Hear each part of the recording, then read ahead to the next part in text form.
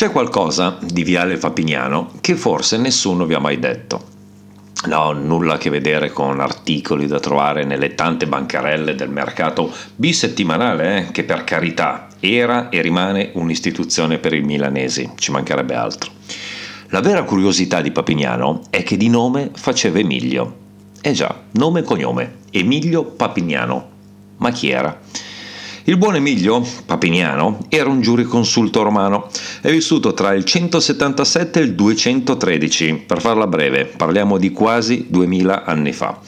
Il suo fu un lavoro veramente importante, non solo per le leggi, giureconsulto, quindi leggi, che pensò, ma anche perché fu il maestro di tanti uomini importanti che forse a lui devono la fama che ancora oggi vantano. Ai tempi della scuola, il buon Emilio aveva come compagno di classe niente poco di meno che Settimio Severo, imperatore, e si narra che di quest'ultimo influenzò la politica soprattutto nel campo del diritto. Terminati gli studi ricoprì importanti magistrature e quando l'imperatore morì gli affidò i figli, uno dei quali si chiamava Caracalla. Compito non facile questo, visto che Caracalla, dopo aver ucciso il fratello per poter regnare da solo, chiese proprio al buon Papignano di scrivere un discorso a sua discolpa.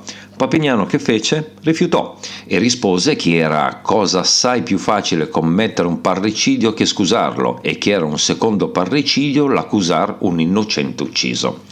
Caracalla la prese benino, Papignano venne decapitato. Una storia con un epilogo triste, certo, ma rimane comunque una figura fondamentale nella nostra storia.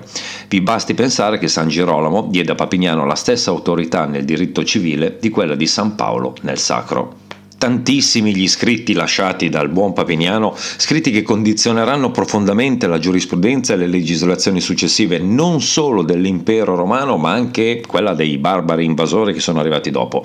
E qualche secolo dopo la sua morte, nella cosiddetta legge delle citazioni, si stabilisce che potessero essere citate le opinioni di 5 giuristi classici del I e II secolo: Papignano, Paolo, Ulpiano, Modestino e Gaio.